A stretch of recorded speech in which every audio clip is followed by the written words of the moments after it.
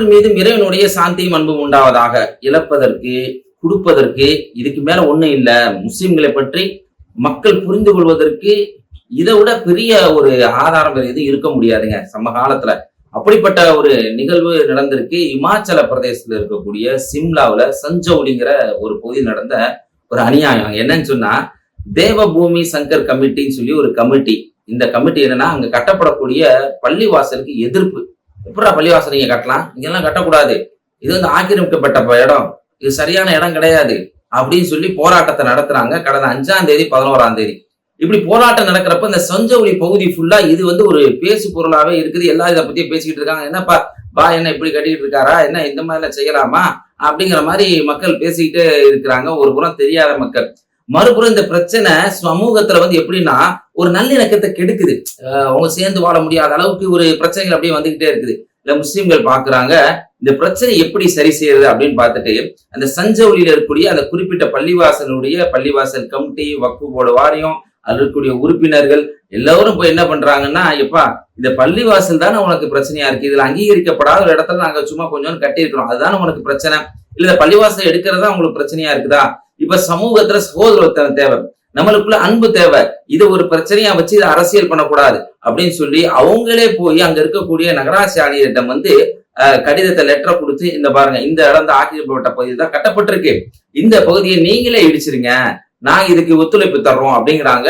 தங்கனால சமூகத்துல பிரச்சனை வரக்கூடாது, துன்பம் வரக்கூடாது அப்படின்னு நினைக்கக்கூடியவர்களாக அந்த பகுதியில முஸ்லிம்கள் செயல்பட்டு இருக்கிறாங்க. உடனே மீடியாக்கள்லாம் வந்து பேட்டி எடுக்கிறாங்க. பேட்டி எடுக்கும் போது அந்த பகுதியை சேர்ந்த முக்தி சொல்லியிருக்கக்கூடிய விஷயம் தாங்க ரொம்ப கவனிக்க வேண்டிய விஷயம். என்னன்னா, இஸ்லாம் வந்து சகோதரத்துவத்தை சொல்லுதுங்க, அன்பை போதிக்க சொல்லுது. இவங்க புரியாம தெரியாம ஏதோ கொஞ்சம் பகுதியில கட்டப்பட்டிருக்கக்கூடியது பெரிய விஷயமா பேசுறாங்க. இதனால மக்கள் மத்தியில பிளவு உண்டாக்குறாங்க, எங்களை தவறா சித்தரிக்க முயற்சி செய்யறாங்க, அதனால நாங்க விட்டு கொடுக்குறோம், பிரச்சனை கிடையாது என்று சொல்லி அப்படி விட்டு கொடுத்து சகோதரத்துவத்தை நிலைநாட்டி இருக்கிறார்கள். முஸ்லிம்கள் பெரிதும் மதிக்கக்கூடிய பள்ளிவாசல்களை இன்னைக்கு விட்டு கொடுக்கக்கூடிய அளவிற்கு வந்திருக்கிறாங்க. ஆனா அப்படி விட்டு கொடுக்கப்படக்கூடிய பள்ளிவாசலை கூட இந்துத்துவாவை சார்ந்தவர்கள் எவ்வளவு மோசமா சித்தரிக்கிறாங்கன்னு பாருங்க. இன்னைக்கு நடந்திருக்கக்கூடிய அந்த மதுரையில ஒரு ஃப்ரிட்ஜ் வெடிச்சு ஒரு விபத்து. அங்க இருக்கக்கூடிய விசாகா அப்படிங்கிற ஒரு பெண் விடுதி, ஹாஸ்டல், அந்த ஹாஸ்டல் இருக்கக்கூடிய சகோதரிகள் வெளியில வந்து பேட்டி கொடுக்குறாங்க.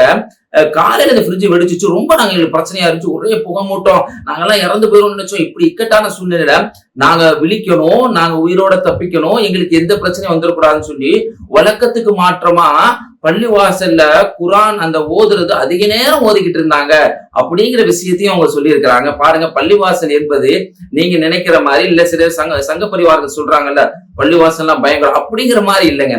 பள்ளிவாசல் என்பது வந்து இறைவனுக்குரியது. அதனாலதான் நபிகள் நாயகமுடைய காலத்துல அறியாம புரியாம சில பேர் செஞ்சா கூட நபிகள் நாயகம் அத்தகைய செயல்லாம் கண்டிக்காம அதை வந்து சரி விடுங்க பெருசுப்படுத்தாங்க அப்படின்னு சொல்லி இருக்கிறாங்க. எந்த அளவுக்குன்னா, ஒருத்தர் வந்து பள்ளிவாசலுக்குள்ள அப்படியே யூரின் அடிச்சிடுறாரு.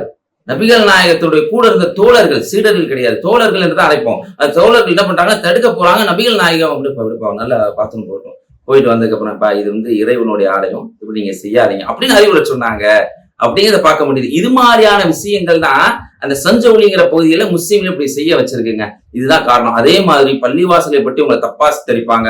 முஸ்லீம்களுடைய அந்த கல்வி நிலையங்கள், மதரசாக்களை எல்லாம் பத்தி தவறா இன்னைக்கு சொல்லி கொடுப்பாங்க. இன்னைக்கு கூட உச்ச நீதிமன்றத்துல ஒரு என்சிஆர் பிசிஆர் வந்து ஒரு தகவலை சொல்லியிருக்காங்க. என்னன்னு சொன்னா, இந்த மாதிரி பள்ளிவாசல்கள் சார்ந்து மதரசாக்கள் சார்ந்து நடத்தப்படக்கூடிய அடிப்படை கல்விகள்ல தாலிபானுடைய கல்வி இருக்குது அப்படின்னு அப்பட்டமான பொய்ய. அவங்க வந்து என்சிஆர்டின் படி கல்வியை அறிவை போதிக்கிறாங்க, இருந்தாலும் அதுல அவங்க தவறு செய்யறாங்கன்னு சொல்லி தீனியாத்து என்று குரான்ல எப்படி இருக்குதோ அது மாதிரி நம்ம மக்களிடம் எப்படி நடந்துக்கணும், நன்மையான விஷயத்தை எப்படி போதிக்கணும், தீமை எப்படி தடுக்கணும் இருக்கக்கூடிய விஷயத்தை சொல்லக்கூடிய தீனியாத்து. இந்த தீனியாத்தை ஒரு சொல்ல கூட கொண்டு வராங்க. பத்தியா தீனியாத் இது கெட்டது அப்படிங்கிற மாதிரி கொண்டு வர்றாங்க. அந்த தீனியாத்துங்கிறதே மக்களுக்கு நல்லதை செய்யறதை பத்தி தான், மக்களுக்கு நல்லது சொல்லிக் கொடுக்கறத பத்தி தான். இது தவறானது போல இன்னைக்கு உச்ச நீதிமன்றத்துல என்சிஆர் பிசிஆர், ஒன்றிய அரசாங்கத்துடைய என்சிஆர் பிசிஆர் ஒரு அறிக்கையை தாக்கல் செஞ்சிருக்காங்க. இது மாதிரியான விஷயங்கள் மதரசாக்கள் சார்ந்து பள்ளிவாசல் சார்ந்து சொல்லப்படக்கூடிய அனைத்து விஷயங்களும், இந்த சங்க பரிவாரம் சொல்லக்கூடிய அனைத்து விஷயங்களும் பொய்யானது என்பதை நீங்க புரிந்து கொள்ளுங்க. இஸ்லாமியர்கள் நம்ம சகோதரத்துவமா வாழ்வதற்காக பள்ளிவாசலே அர்ப்பணிப்பு செய்திருக்காங்க. அதை புரிஞ்சு இதை இன்னும் பிற மக்கள் கொண்டு போங்க. இந்து மதத்தை சேர்ந்த சகோதரர்கள், கிறிஸ்துவ நண்பர்கள், நம்மளுக்குள்ள ஒற்றுமை ஏற்படுத்துவதற்காக இன்னும் பிற மக்களுக்கு இந்த செய்தியை கொண்டு போங்க. இது மாதிரி செய்தியை தொடர்ந்து அறிந்து கொள்வதற்காக மறுபக்கம் என்கிற சேனலை சப்ஸ்கிரைப் செய்யுங்க, லைக் செய்யுங்க, அதிகமான நபருக்கு ஷேர் செய்யுங்க. அஸ்ஸலாமு அலைக்கும்.